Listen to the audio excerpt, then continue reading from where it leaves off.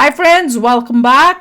Italy ने बनाया दुनिया का सबसे बड़ा भगवत गीता है और छाया सनातन धर्म हुंकार। इटली में हिंदू धर्म, ये तो मेरे को समझ ही नहीं आई। सबसे बड़ा भगवत गीता। देखते हैं, वीडियो शुरू करते हैं। वीडियो शुरू करने से पहले अगर आप चैनल पर नए हो और आपने अभी तक सब्सक्राइब नहीं किया तो जल्दी से पहले सब्सक्राइब के बटन और बेल आइकन को क्लिक कर लो ताकि आपको हमारे सारे न्यू वीडियोस के नोटिफिकेशन मिल जाएं जैसे हम अपलोड करें। अगर आपको वीडियो पसंद आता है प्लीज लाइक एंड शेयर। चलिए शुरू करते हैं। नमस्ते सदा वत्सले मातृभूमे प्रभो शक्तिमान हिंदू राष्ट्रांग भूता भारत माता की जय। दोस्तों, आप इस वीडियो में हिंदुओं का सबसे बड़ा संगठन राष्ट्रीय स्वयं सेवक संघ का प्रार्थना नमस्ते सदा वसले मातृभूमि सुन रहे हैं। यह कोई हिंदुस्तान की घटना नहीं है, बल्कि ये प्रार्थना भारत से हजारों किलोमीटर दूर इटली में किया जा रहा है। इटली में यही नहीं, इटली के लोग हिंदू धर्म से इतना प्रभावित हो गए कि वे दुनिया का सबसे बड़ा भगवत गीता का निर्माण कर डाले हैं। ये सचमुच कितना अद्भुत बात है कि यूरोप के देश इटली में भी भगवत गीता का पाठ और देवी देवताओं का पूजन किया जाने लगा है। मैं आपको इस वीडियो के माध्यम से बताऊंगा कि कैसे इटली के शहरों में वहाँ की महिलाएं भी हिंदू धर्म में बहुत आस्था दिखा रही हैं। कृपया अंत तक बने रहिएगा। मैं तो दोस्तों, भगवत गीता में भगवान कृष्ण कहते हैं कि जहाँ सत्य, धर्म, लज्जा और सरलता का वास होता है वहाँ श्री कृष्ण निवास करते हैं, और जहाँ श्री कृष्ण निवास करते हैं वहाँ विजय का वास होता है। दोस्तों, हमारा हिंदू धर्म पूरी तरह से सत्य और धर्म के विचारों को मानता है। इसी कारण असंख्य आक्रमणों के बाद भी हिंदू धर्म के अस्तित्व को कभी खतरा नहीं आया। कितने सौभाग्य की बात है कि हिंदू धर्म को मानने वाले लोग न ही कट्टर पंथ को बढ़ावा देते हैं और न ही मानवता के प्रति आतंकवादी सोच रखते हैं। तभी तो आज विश्व में हिंदू धर्म को मानने वाले लोगों की संख्या बढ़ती जा रही है। इटली की पीएम जॉर्जिया मेलोनी ने मर्सियानो में आयोजित एक प्रोटेस्ट में अपनी उपस्थिति दर्ज कराई थी। प्रोटेस्ट एक मस्जिद के खिलाफ था। मौके पर मौजूद मेलोनी ने कहा था कि हम किसी भी नई मस्जिद का निर्माण नहीं होने देंगे। कोई भी नई मस्जिद नहीं बनेगी तब तक हम नया कानून लेकर नहीं आते। मेलोनी ने एक प्रोफेशनल रजिस्टर की मांग करते हुए कहा था कि इटली में कोई नई मस्जिद तब तक नहीं बनेगी जब तक इमाम की जानकारी न दी जाए। नमाज में क्या कहा जा रहा है ये भी बताया जाए, और मस्जिदों को फंडिंग कहां से हो रही है इसकी जानकारी भी दी जाए। इटली के पीएम का कहना था कि नमाज इटालियन भाषा में हो क्योंकि यह इटली देश की राष्ट्र भाषा है। पीएम मेलोनी ने वहां के हिंदू धर्म को मानने वाले लोगों के ऊपर कोई कटाक्ष नहीं किया। दोस्तों, मेलोनी ने जो कुछ भी कहा उसे भारतीयों द्वारा खूब पसंद किया जा रहा है और लगातार प्रतिक्रियाएं आ रही हैं। इटली में 0.6% लोग हिंदू धर्म का पालन करते हैं। 2012 में इटली में लगभग 90,000 हिंदू थे, लेकिन अब 2023 तक हिंदुओं की जनसंख्या लगभग 3 लाख के करीब है। दोस्तों, आपको जानकर हैरानी होगी कि इटली में ब्रिटेन के बाद यूरोप में दूसरा सबसे बड़ा हिंदू समुदाय निवास करता है। इटली के हिंदू आधिकारिक मान्यता के लिए वहां की सरकार पर दबाव बना रहे हैं। 11 दिसंबर 2012 को इटावली सांसद ने इटली के हिंदू संघ के साथ एक आधिकारिक समझौते की पुष्टि की। तब से दीपावली का त्योहार इटली में बहुत धूमधाम से मनाया जाता है।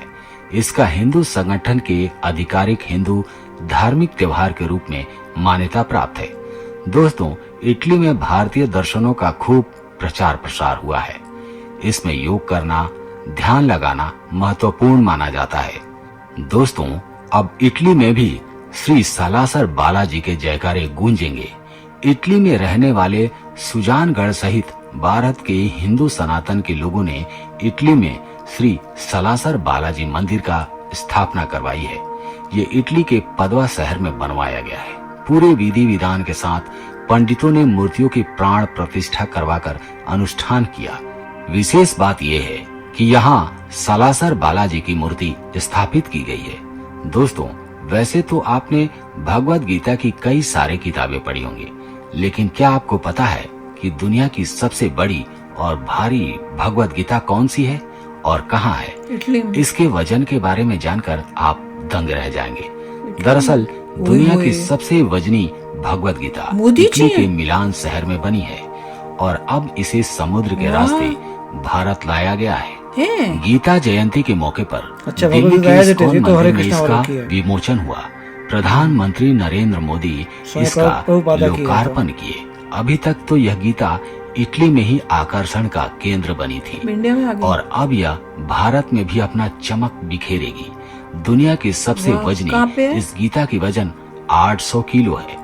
संस्कृत भाषा में इस किताब में कुल 670 पेज है। इसे बनाने में 2.5 साल का लंबा वक्त लगा। हैरानी की बात तो यह है कि इतना भारी है कि इसके एक पन्ने को ही पलटने के लिए 4 लोगों की जरूरत होती है। मीडिया रिपोर्ट्स के मुताबिक यह महाग्रंथ सिंथेटिक के मजबूत कागज से तैयार किया गया है। वाह। इसके अलावा किसने किया? इसके कवर इस्कॉन को ने। स्वर्णिम धातु से तैयार किया गया है। तो दोस्तों, यह है हमारे हिंदू धर्म की खूबसूरती। कमाल बहुत की ही न्यूज थी। इस्कॉन ने किया। इस्कॉन इतना अच्छा काम कर रहा है Very ना good. बाहर के देशों में। It is amazing.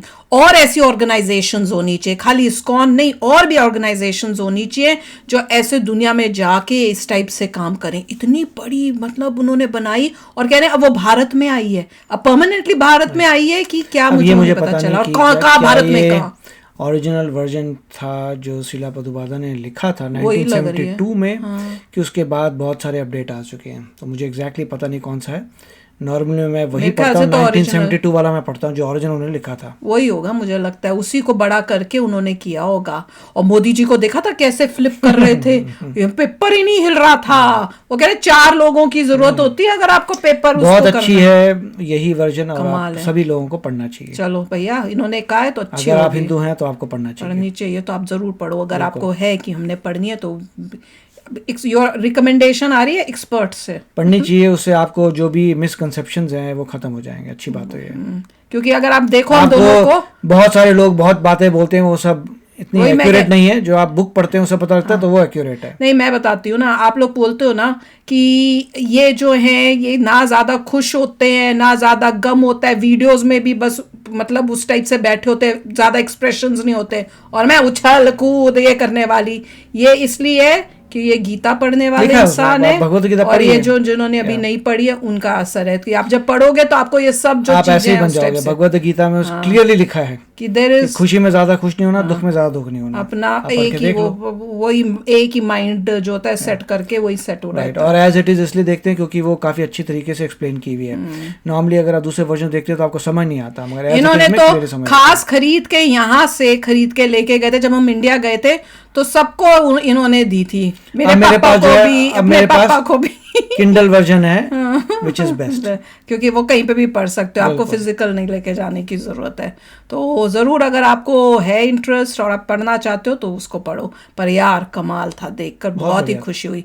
और ये सुन के कि भैया मेलोनी ने ये कहा है कि कोई और मस्जिद नहीं बनेगी विदाउट परमिशन और वो सब, और आपको वो जो है जो भी आप बोलते हो उनकी लैंग्वेज में ही बोलना पड़ेगा। और काफ़ी सारी रिस्ट्रिक्शंस लगाए, मतलब उनको लग रहा है उनको प्रॉब्लम फेस हो रही हैं क्योंकि वहाँ पे जो टीचिंग्स हो रही हैं वो ठीक नहीं है, वो एंटी टीचिंग्स हो रही हैं जिससे देश में भी प्रॉब्लम्स हो रही हैं। तो चलो यार आप भी शेयर करना अपने थॉट्स। चलते हैं, मिलेंगे नेक्स्ट वीडियो में बहुत ही जल्द। Till then take care and bye bye. तो अगर आप मेरे इस चैनल पे नए हो तो जल्दी से सब्सक्राइब के बटन को हिट करो और बेल आइकन को क्लिक करो ताकि आपको मेरा जब नया वीडियो मैं लगाऊं आपको उसके बारे में जल्दी से पता चल जाए।